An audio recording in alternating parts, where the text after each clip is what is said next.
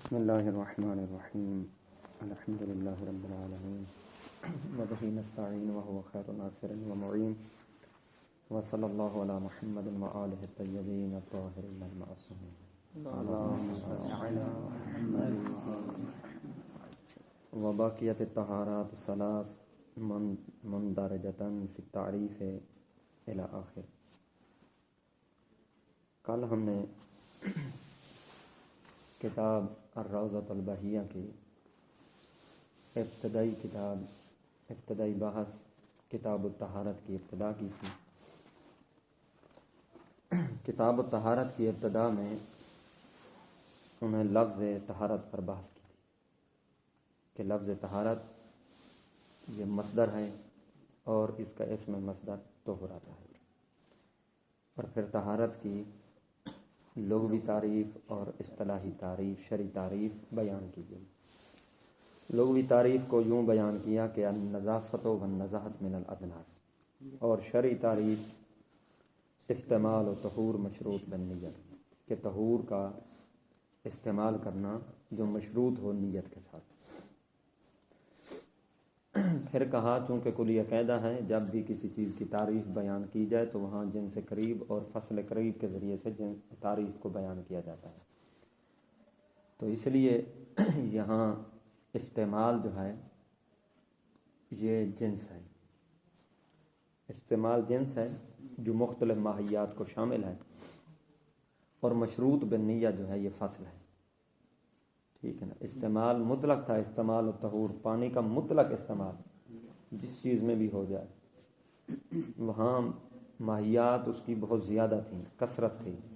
جب قید آ گئی فصل مشروط بالنیت، اس نے آ کر دائرہ کو تنگ کر دیا، محدود کر دیا، یعنی صرف وہی استعمال و طہور جہاں نیت کیا ہوتی ہے شرط ہوتی ہے، کیونکہ بہت ساری ایسی جگہیں ایسی ہیں جہاں پانی کا استعمال تو ہوتا ہے، چیز کو دھویا تو جاتا ہے لیکن نیت شرط نہیں ہوتی، ٹھیک ہے نا۔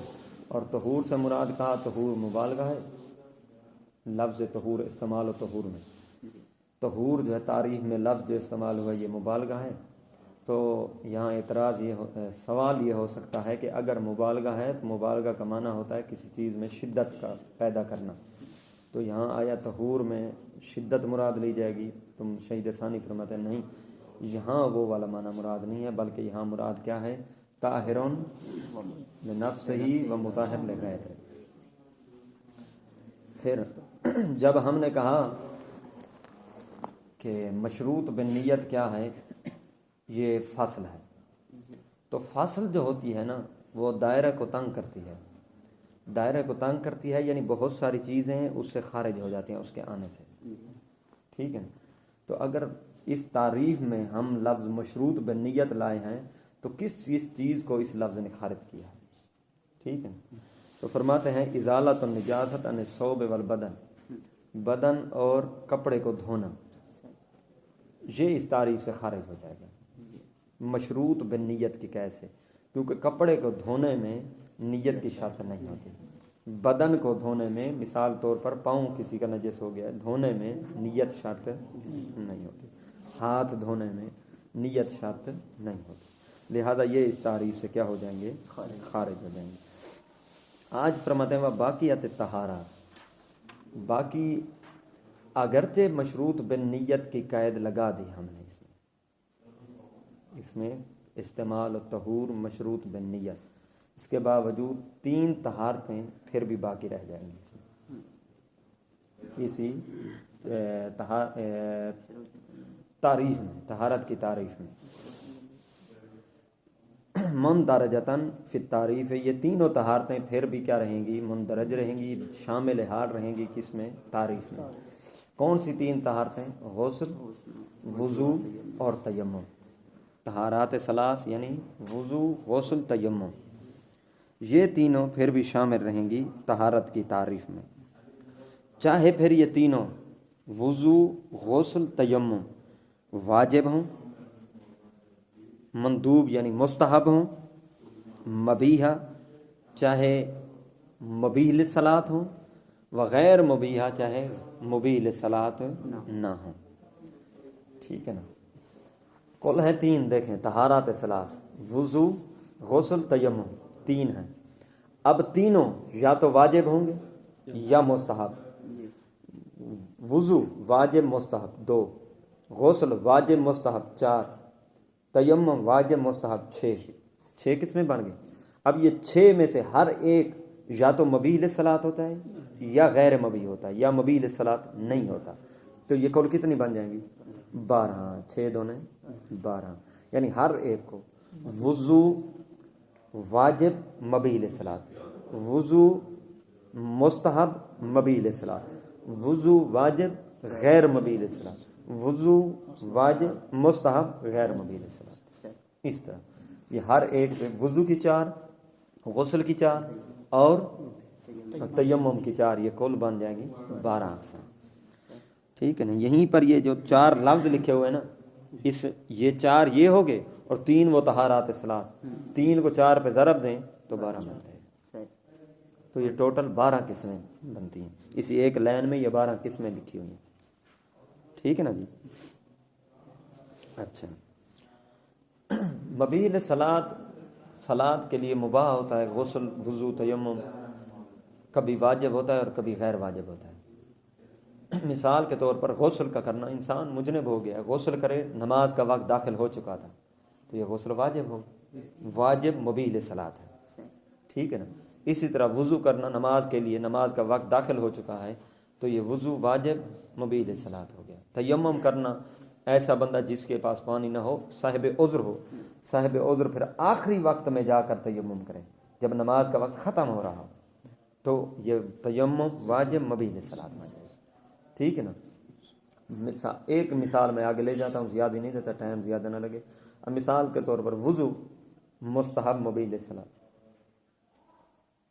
کون سا ہو گیا؟ وقت سے پہلے وضو کر لیا، نماز کا وقت نہیں ہے، وضو کر لیا، یہ مستحب ہے، واجب تو نہیں ہے وضو کرنا، لیکن وہ مبیح للصلاۃ ہوتا ہے۔ اب وضو ایسا بھی ہوتا ہے جو مبیح للصلاۃ نہیں ہوتا، جس کے ساتھ نماز نہیں پڑھی جا سکتی۔ مثال کو استحاضہ کا غسل اور وضو کرنا، ٹھیک ہے نا؟ استحاضہ کا وضو کرنا وہ کیا ہوتا ہے؟ مبیح للصلاۃ نہیں ہوتا۔ اسی طرح کراہت کو زائل کرنے کے لیے وضو کرنا مستحب تو ہے لیکن مبیح للصلاۃ نہیں ہے۔ مثال کے طور پر آپ مجنب تھے آپ نے اس لیے وضو کیا تاکہ کھانا کھانا مکروہ نہ ہو میرے لیے، کہ کراہت زائل ہو جائے، اب یہ مبیح للصلاۃ نہیں ہے، مستحب تو ہے، مبیح للصلاۃ نہیں ہے۔ یعنی یہی طہارات ثلاث کبھی مبیح للصلاۃ ہوتے ہیں، کبھی مبیح للصلاۃ نہیں ہوتے۔ یہ واضح ہوگی ایک لائن پوری، کوئی چیز رہتی تو نہیں ہے انشاءاللہ۔ ان اریدہ فرماتے ہیں باقیات طہارات ثلاث، رب دیجئے گا یہ تینوں طہارتیں، وضو، غسل، تیمم، یہ باقی رہیں گی تعریف طہارت میں کب؟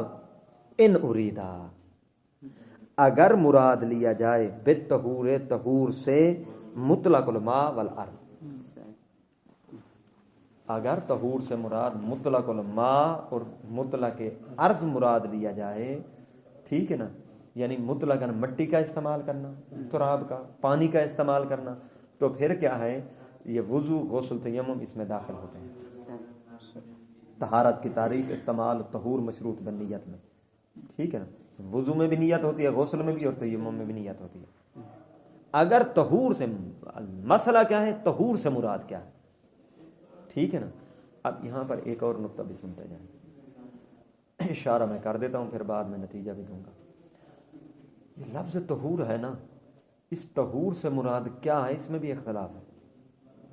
اس عبارت سے سمجھ آتا ہے کہ شہید ثانی رحمۃ اللہ علیہ کچھ اور لینا چاہتے ہیں، شہید اول کچھ اور مراد لیتے ہیں۔ شہید اول کی مراد تو یہاں سے واضح ہوتی ہے جو شہید ثانی نے ذکر ابھی کر دیا، اور آگے خود بھی شہید اول کہیں گے کہ الطہور هو الماء والتراب۔ شہید اول کہتے ہیں طہور سے مراد پانی اور مٹی ہے۔ شہید ثانی کہتے ہیں نہیں، مطلق الماء والتراب نہیں ہے، بلکہ شہید ثانی نے اوپر ابھی بتایا بھی ہے، انہوں نے کہا یہاں طہور سے مراد کیا ہے؟ طاہر لنفسہ، طہارت شرعی، والمطہر لغیرہ، آسان تھا۔ اب مصنف شارح کہتے ہیں اگر میری والی مراد نہ لی جائے اور وہ مراد لیا جائے معنی طہور کا جو مصنف کا ہے، واضح ہوا؟ یہ کہنا چاہتے ہیں ان اریدا بالطہور مطلق الماء والارض، اگر جو مصنف نے معنی لیا ہے طہور کا، جو ابھی آگے مصنف خود ذکر کریں گے، ٹھیک ہے نا، اگر مطلق ماء اور مطلق تراب اس کا معنی لیا جائے تو پھر یہ تینوں طہارتیں تعریف طہارت میں داخل رہیں گی، شامل رہیں گی، ٹھیک ہے نا؟ کما ہوا ظاہر، جس طرح کے ظاہر بھی یہی ہے، ظاہر کس ہے؟ قول مصنف سے، جو آ رہا ہے آگے نیچے ابھی آئے گا، خود مصنف رحمۃ اللہ علیہ نے کہا ہے وَالطَّہُورُ بِفَتْحِ الطَّاء هُوَ الْمَاءُ وَالتُّرَابُ، آگے لکھا ہوا ہے نا، ٹھیک ہے نا جی۔ وَحِينَئِذٍ فَفِيهِ اختیار، لیکن اگر حِينَئِذٍ اگر ایسا کرتے ہیں، اگر مراد طہور سے مطلق الماء اور مطلق التراب لیتے ہیں تو اشکال وارد ہوتا ہے، کیا ففیہ اختیار ان المراد منها ما هو اعم من المبیح للصلاۃ، تو پھر طہارت سے مراد ہر وہ استعمال الطہور لیا جائے گا چاہے وہ مبیح للصلاۃ ہو چاہے مبیح للصلاۃ نہ ہو، ٹھیک ہے نا؟ تو حائضہ کا وضو بھی شامل ہو جائے گا، طہارت کی تعریف میں آ جائے گا، ٹھیک، حائضہ کا وضو بھی آ جائے گا، وہ وضو بھی طہارت کی اس تعریف میں آ جائے گا، مصنف کی اس تعریف میں جو وضو کراہت کو زائل کرنے کے لیے کیا جاتا ہے، ٹھیک ہے نا؟ اگر مطلق الماء اور مطلق التراب لیتے ہیں تو، ٹھیک ہے نا؟ جبکہ وَهُوَ خلاف اصطلاح الاکثرین، اکثر فقہا کی اصطلاح کے یہ بات خلاف ہے، اکثر فقہا جو طہارت سے مراد لیتے ہیں وہ فقط استعمال الطہور مشروط بالنیہ سے مراد کون سی طہارت لیتے ہیں؟ جو مبیح للصلاۃ ہو۔ ومنہم المصنف فی غیر ھذا الکتاب، اور خود مصنف اپنی کتاب دروس میں مصنف رحمۃ اللہ علیہ کی کتاب ہے، شہید اول کی کتاب ہے دروس، ذکرہ، بیان اور لمع، یہ 4 کتابیں معروف ہیں، اسی میں ذکر آتا رہے گا، باقی 3 کا بھی لمع پڑھ رہے ہیں نا، ٹھیک ہے نا؟ دروس، ذکرہ اور بیان، یہ 3 کتابیں، ان کا ذکر بھی آئے گا انشاءاللہ ایک ایک کر کے۔ یہاں جو مراد ہے وَمِنْهُمُ الْمُصَنِّفُ فِي غَيْرِ هَذَا الْكِتَابِ، شہید ثانی فرماتے ہیں کہ مصنف خود لمع کے علاوہ اپنی دوسری کتاب میں خود بھی اسی بات کے قائل ہیں کہ طہارت کی تعریف کیا ہے؟ استعمال الطہور مشروط بالنیہ مبیح للصلاۃ، المبیح للصلاۃ کی قید خود لگائی ہے، کس کتاب میں؟ دروس میں، غیر سے مراد دروس لیتے ہیں، یہ پھر سن لیں، دروس میں مصنف رحمۃ اللہ علیہ نے خود تعریف جو کی ہے طہارت کی وہ یہ کی ہے استعمال طہور مشروط بالنیہ لاباحۃ الصلاۃ، ٹھیک ہے، لیکن یہاں کیا کہا ہے؟ استعمال طہور مشروط بالنیہ، اور کہا ہے طہور سے مراد مطلق الماء والتراب ہے، جبکہ اگر مطلق الماء والتراب لیا جائے تو پھر طہارت کی تعریف شامل ہو جائے گی ہر اس کو استعمال کو، چاہے مبیح للصلاۃ ہو اور چاہے نہ ہو، واضح یہاں تک؟ او ینتقض فی طردہ بالغسل المندوب والوضوء غیر الرافع منہ والتیمم بدلا منہما ان قیل بہ، او ینتقض فی طردہ، اسی طرح اعتراض وارد ہوتا ہے فی طردہ، تعریف کی عمومیت پر، تعریف کی عمومیت میں ایک اشکال آتا ہے، وہ کون سا اشکال آتا ہے؟ بالغسل المندوب کا، کہ اگر ہم مطلق، یہ پہلا اشکال ہے، پہلا اعتراض شارح کی طرف سے، لکھ لیجئے گا، کس چیز پر؟ مصنف کی طہارت کی تعریف پر۔ اگر ہم، یہ پہلا اشکال کیسا، کیا ہے پہلا اشکال؟ شارح کہتے ہیں کہ اگر ہم طہارت کی تعریف یوں کرتے ہیں استعمال الطہور مشروط بالنیہ، اور طہور سے مراد مطلق الماء والتراب لیتے ہیں، مطلق الماء والارض لیتے ہیں، تو پھر یہ تعریف شامل ہوگی غسل مندوب کو بھی، غسل مندوب کو بھی پھر طہارت کہا جائے گا، ٹھیک ہے نا؟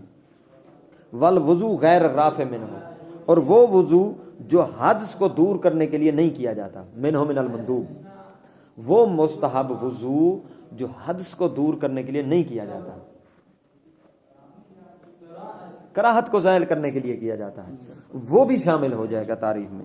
وَالتَّيَمُّمُ بَدَلًا مِّنْهُمَا، اور مستحب غسل اور مستحب وضو کے بدل میں جو تیمم ہوتا ہے وہ بھی تعریف میں شامل ہو جائے گا، ٹھیک ہے۔ ان قیل بھی، اگر ہم بدلیت کے قائل ہو جائیں، اگر ہم کہیں کہ وضو اور غسل کے بدلے میں تیمم جو ہوتا ہے مختصی ہوتا ہے، ٹھیک ہے، تو اشکال کیا ہوا؟ اگر ہم تعریف میں طہور سے مراد مطلق ماء اور مطلق تراب لیں تو یہ تینوں چیزیں بھی تعریف میں شامل ہو جائیں گی، جبکہ مصنف کی جو تعریف ہے اس کے تعریف کرنے کا قصد جو ہے، مقصود ہے تعریف سے، اس میں یہ شامل نہیں نظر آتے ہیں۔ دوسرا اشکال، وَيَنْتَقِضُ فِي طَرْدِهِ أَيْضًا، اسی طرح کیا ہے تعریف کی عمومیت میں نقص وارد ہوتا ہے۔ اشکال آتا ہے کیا کہ تعریف شامل ہے بے ابعاد کل واحد من الثلاث مطلقاً، کہ طہارات ثلاث میں سے اس کے بعض اجزاء کو شامل ہوتی ہے۔ کچھ ایسی طہارات، کچھ ایسی ہیں وضو، کچھ ایسے ہیں غسل جو تعریف طہارت میں نہیں ہونے چاہیے تو وہ بھی شامل ہو جاتے ہیں، ٹھیک ہے نا۔ تعریف کا کیا قانون ہے کہ معنی ان الاغیار ہو اور جامع جمیع الافراد ہو، تو یہاں نقض وارد ہو رہا ہے کہ یہ جامع جمیع الافراد بھی نہیں ہے اور معنی ان الاغیار بھی نہیں ہے، بلکہ اغیار بھی اس میں شامل ہو جائیں گے اگر ہم مطلق ماء اور مطلق تراب لیتے ہیں، ٹھیک ہے نا۔ اچھا، مثال کے طور پر وضو کرنے والا بندہ کیا کرتا ہے؟ اپنے چہرے پر پانی ڈالتا ہے، اپنے بازوؤں پر پانی ڈالتا ہے، وضو کرنے والا بندہ چہرے پر پانی ڈالتا ہے، تو اگر مطلق الماء اور مطلق استعمال و طہور، مطلق الماء اور مطلق عرض کہیں تو جب پانی ڈال رہا ہے چہرے پر وضو کی نیت سے، مشروط بالنیہ، یہ نیت بھی کر رہا ہے، علیکم السلام ورحمۃ اللہ، تو اسے طہارت کہیں گے یا نہیں کہیں گے؟ جبکہ وہ فرماتے یہاں جو مصنف بحث طہارت کر رہے ہیں، طہارت کی تعریف کر رہے ہیں، وہ مراد یہ نہیں ہے، ٹھیک ہے نا۔ اچھا،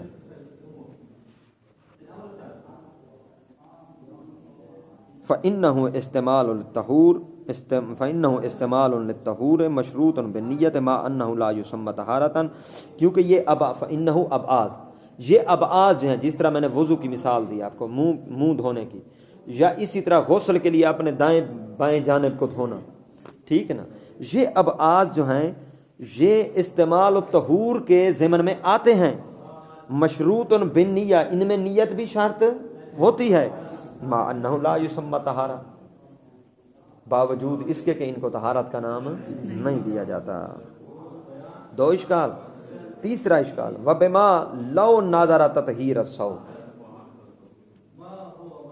تطہیر الثوب، اگر کوئی بندہ کپڑا دھونے کی منت مانتا ہے، ٹھیک نا، وَنَحْوِهِ مِنَ النِّجَاسَةِ نَاوِيًا، یا کسی نجاست کو کسی اور سے نجاست کو دور کرنے کی کیا کرتا ہے؟ منت مانتا ہے، منت پوری ہو گئی، اب یہ کیا کرتا ہے؟ نیت کے ساتھ کپڑا دھوتا ہے۔ اگر کہیں طہارت کی تعریف استعمال اور طہور مشروط بالنیہ، طہور سے مراد مطلق پانی کا استعمال کرنا، تو یہاں یہ جو منت مانی ہے اس نے کہ کپڑا میں دھوؤں گا، اب یہ نیت کے ساتھ کپڑا دھو رہا ہے، تو پھر یہ تعریف میں شامل ہوگا یا نہیں ہو جائے گا؟ ہو جائے گا، جبکہ جو مقصود تعریف طہارت ہے وہ اس کو شامل نہیں ہونی چاہیے۔ اگر مطلق ماء اور مطلق تراب لیتے ہیں تو پھر شامل ہو جائے گا، یہ بھی اشکال وارد ہے،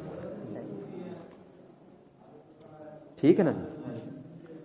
فَإِنَّ النَّظَرَ مُنْعَقِدٌ لِرُجْحَانِهِ، نظر کیا ہو جائے گی؟ منعقد ہو جائے گی، یعنی نظر منعقد ہو جائے گی، تو جب پوری کرے گا اسے صاف ظاہر نیت کے ساتھ دھوئے گا، ٹھیک نا، جب دھوئے گا تو یہ بھی استعمال طہور اس پر صادق آئے گا اور مشروط بالنیت ویسے ہی ہے۔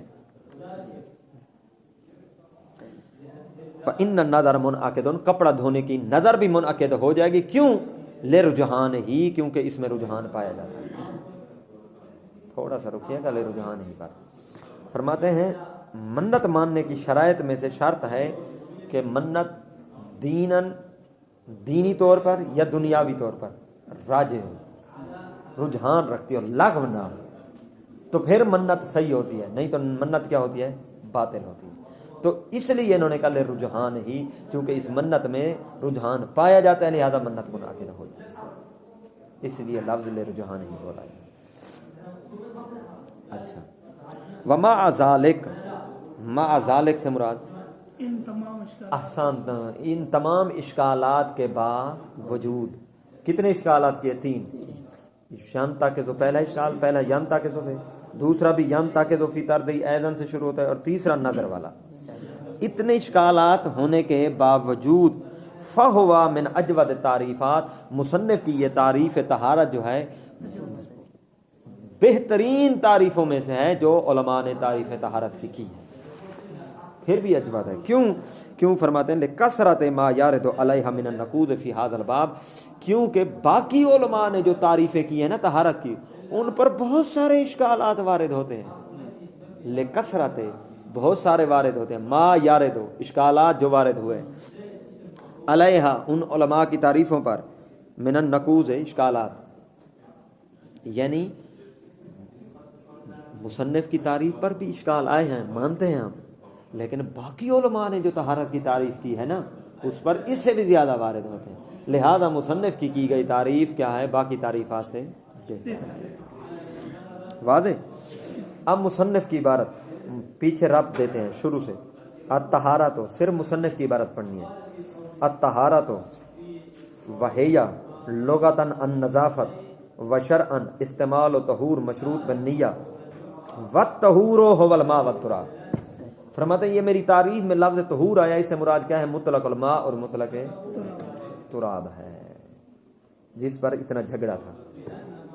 یہ شارح کہتے ہیں اگر مطلق ماء اور مطلق تراب لیا جائے طہور سے مراد، تو یہ 3 اشکالات وارد ہوتے ہیں. اور شارح کیا کہتے ہیں؟ شارح فرماتے ہیں کہ طہارت شرعی مراد ہے طاہر فی نفس ہی والمطہر لغیر ہی، مراد ہے طہور سے.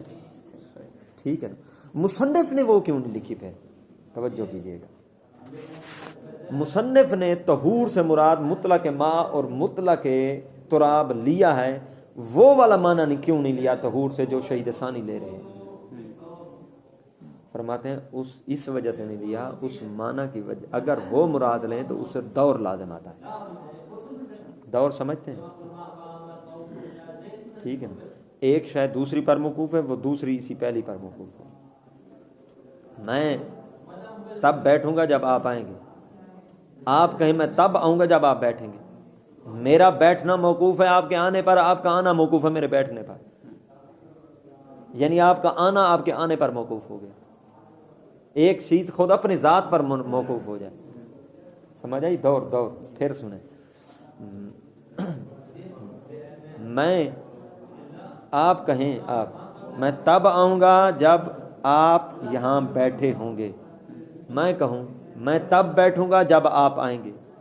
آپ کا بیٹھنا موقوف ہے میرے، اور آپ کا آنا موقوف میرے بیٹھنے پر، اور میرا بیٹھنا موقوف ہے آپ کے، تو آنا موقوف ہوا آنے پر.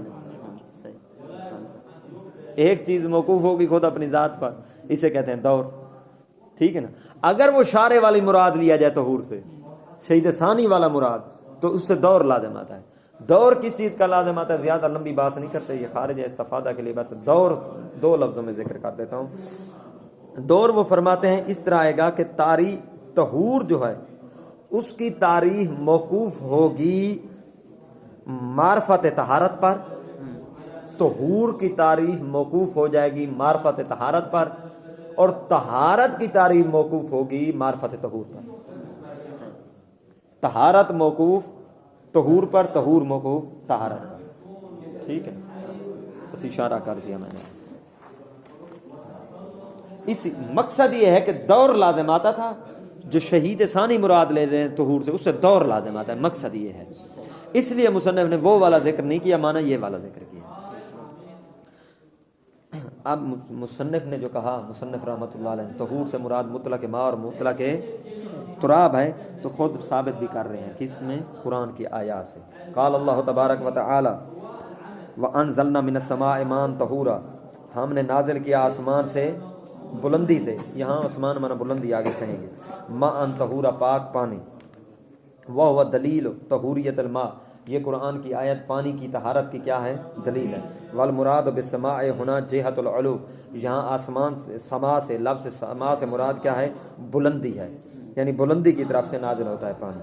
وقال النبی صلی اللہ علیہ وآلہ وسلم جعلت لی الارض مسجدا و طہورا، کہ میرے لیے زمین کو قرار دیا گیا سجدہ کرنے کی جگہ اور طہارت۔ وہ دلیل طہوریت تراب، اور یہ فرمان نبی کائنات صلی اللہ علیہ وسلم یہ کیا ہے؟ مٹی کی طہارت کی دلیل ہے۔ وکان الاولا ابدالہ بلفظ الارض، ٹھیک، کما یقتضی الخبر۔ اب مشارف فرما رہے ہیں، مصنف رحمۃ اللہ علیہ کے لیے مشورہ پیش کر رہے ہیں، بہتر تھا کہ لفظ تراب کو ذکر کرنے کی بجائے لفظ ارض کو ذکر کرتے ہیں، جس طرح کہ خود روایت میں آیا۔ روایت میں لفظ ارض آیا ہے تو مصنف صاحب آپ نے لفظ تراب ذکر کیوں فرمایا ہے؟ ٹھیک ہے نا جی، بہتر تھا کہ لفظ ارض ہی ذکر کرتے، خصوصاً علی مذہب ہی من جواز تیمم بغیر تراب من اصناف الارض۔ کیوں؟ ارض اور تراب میں تھوڑا سا لفظی فرق ہے، فنی فرق ہے نا۔ تراب فقط مٹی اور ارض اعم من التراب ہے، ارض پتھر کو بھی شامل ہے نا، ٹھیک ہے نا، غیر شے کو بھی شامل ہے، یعنی ارض کیا ہے؟ اعم من التراب ہے۔ اور خود مصنف قائل ہیں کہ مٹی کے علاوہ باقی چیزوں پر بھی تیمم ہو سکتا ہے، تو بہتر تھا یہاں طہور سے مراد تراب نہ لیتے بلکہ کیا لیتے؟ ارض لیتے، تاکہ خود ان کا دعویٰ بھی کیا ہو جاتا؟ ٹھیک ہو جاتا۔ خصوصاً علی مذہب المصنف، خود مصنف کا مذہب یعنی مصنف کی رائے یہی ہے کہ من جواز تیمم، کہ تیمم جائز ہے بغیر تراب من اصناف الارض، مٹی کے علاوہ بھی زمین کی باقی قسموں پر بھی تیمم کیا ہے؟ جائز ہے۔ تو بہتر تھا کہ ارض مراد لیتے تاکہ یہ دعویٰ بھی ٹھیک ہو جاتا۔ فالماء بقول المطلق، پس پانی بقول المطلق، 2 منٹ بس، قول مطلق کے ساتھ جو پانی ہے یعنی بغیر کسی اضافے کے، یعنی مطلق پانی بقول المطلق یعنی بغیر کسی اضافے کے، جس میں اضافہ نہ ہو، یعنی جو مضاف نہ ہو، وہ کون سا پانی ہوتا ہے؟ آسان تو پہنچ گئے نا۔ یہ مطلق پانی جو ہے مطہر من الحدث ہے، یہ مطہر ہوتا ہے حدث سے، یعنی پاک کرنے والا ہوتا ہے، یہ پاک کرتا ہے کس کو؟ حدث سے۔ حدث کسے کہتے ہیں؟ وَهُوَ الْعَصْرُ الْحَاصِلُ لِلْمُكَلَّفِ وَشِبْهِهِ، وہ عصر ہوتا ہے جو حاصل ہوتا ہے کس کو؟ مکلف کو۔ عند عروض احد اسباب الوضو، اس وقت جب وہ اس کے لیے ایسے کام عارض ہو جائیں جو وضو کرنے کا سبب بنے یا غسل کرنے کا سبب بنے، المانع من الصلاۃ، جو سبب مانع ہو کس سے؟ نماز سے۔ اچھا، المتوقف رفعہ علی النیت، اور یہ حدث جو ہوتا ہے اس کا یہاں ویسے عصر کی طرف جائے، العصر المتوقف، یہ حدث وہ عصر ہے جس کا رفع موقوف ہوتا ہے علی النیت، نیت پر، ٹھیک ہے نا۔ اچھا، مثال کے طور پر ہوا خارج ہوئی، نیند آ گئی، تو آپ نے کیا کیا؟ نماز پڑھ سکتے ہیں؟ نیند کرنے کے بعد، ہوا خارج کرنے کے بعد نماز نہیں پڑھ سکتے، تو یہ معنی آ گیا نا نماز پڑھنے کے لیے۔ اب ضروری ہے کہ کیا کیا جائے؟ وضو کیا جائے۔ یہ سبب بن گیا کس کے لیے؟ وضو کا، نیند کا کرنا، ہوا کا خارج ہونا، ٹھیک ہے نا۔ والخبث، اسی طرح یہ مطلق پانی مطہر ہوتا ہے کس کے لیے؟ خبث کے لیے۔ وہو نجس، اور وہ کیا ہوتا ہے؟ نجس ہوتا ہے۔ نجس بفتح الجیم مصدر، نجاست، خبث یعنی نجاست، یہ نجس جو ہے مصدر ہے ناجسہ سے، ناجسہ کا مصدر کیا آتا ہے؟ نجس۔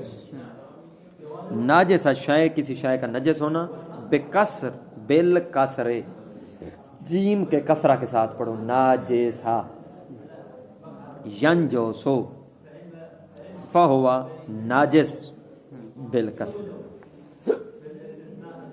فہوا ناجسن بالکسر، ناجس پھر کسرہ کے ساتھ، یعنی ناجس جیم پر کسرہ کہنا یہ چاہتے ہیں۔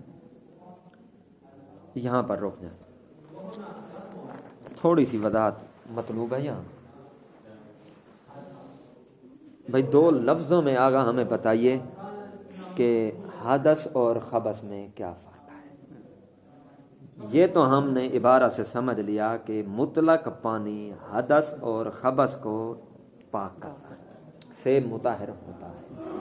حدث کسے کہتے ہیں اور خبث کسے کہتے ہیں، ہمیں ابھی تک سمجھ صحیح نہیں آئی نا، سیدھی سی بات ہے۔ تو فرماتے ہیں الفرق بین الحدث والخبث، حدث جو ہے لا یدرک بالحس، محسوس کرنے سے نہیں پایا، محسوس نہیں ہوتا۔ نیند کر کے جاگے ہیں، وضو واجب ہے آپ نماز پڑھنے کے لیے، حدث کو زائل کرنے کے لیے، کہاں ہے حدث؟ ہاتھ لگا سکتے ہیں حدث کو؟ کہاں ہے؟ نہیں ہے، محسوس کر سکتے، نہ دیکھ سکتے ہیں، ٹھیک ہے نا۔ ہوا خارج ہوئی تھی 10 منٹ پہلے، 15 منٹ پہلے، اب نماز کا یا 1 گھنٹہ پہلے ہوا خارج ہوئی تھی، اب نماز کا ٹائم ہو رہا ہے 1 گھنٹہ بعد، وضو واجب ہے یا نہیں ہے نماز کے لیے؟ واجب ہے۔ کس کے لیے؟ حدث کو دور کرنے کے لیے۔ کہاں ہے حدث؟ نظر آ رہا ہے؟ ہاتھ سے چھو سکتے ہیں، چکھ سکتے ہیں زبان سے؟ نہیں ہے، یعنی حس محسوس جو نہ ہو، درک نہ ہو، حدث۔ بخلاف الخبث، خبث اس کے کیا ہے؟ خلاف ہے۔ خبث میں کیا ہوتا ہے؟ نجاست کا ظاہر کرنا، وہ نجاست جسے چھویا بھی جا سکتا ہے، دیکھا بھی جا سکتا ہے، ٹھیک ہے نا جی۔ دوسرا فرق، حدث جو ہے اس کا دور کرنا موقوف ہوتا نیت پر۔ حدث جو دکھائی نہیں دیتا تھا، اب وضو واجب ہے نماز کے لیے، نیت ضروری ہوگی۔ خبث کا دور کرنا نیت پر موقوف نہیں ہوتا۔ اب یہاں کپڑے پر نجاست لگی ہے یا بدن پر نجاست لگی ہے، اس نجاست کو ہٹانا، پیشاب لگا ہوا ہے مثلا، خون لگا ہوا ہے، اس کو ہٹانے میں نیت شرط ہے نہیں ہے؟ واضح ہوا یا نہ ہوا؟ تو یہ 2 فرق ہو گئے۔ ایک حدث کسے کہتے ہیں؟ جو جسے حس درک نہ کرے، اور خبث حس درک کرے جسے۔ دوسرا فرق، حدث جس کا دور کرنا، جس کا رفع کرنا نیت پر موقوف نہ ہو، اور خبث حدث میں نیت ہو اور خبث میں نیت واضح۔ والحمد للہ رب العالمین۔ وینجس الماء مطلقاً بالتغیر بالنجاست الی آخر کلمہ۔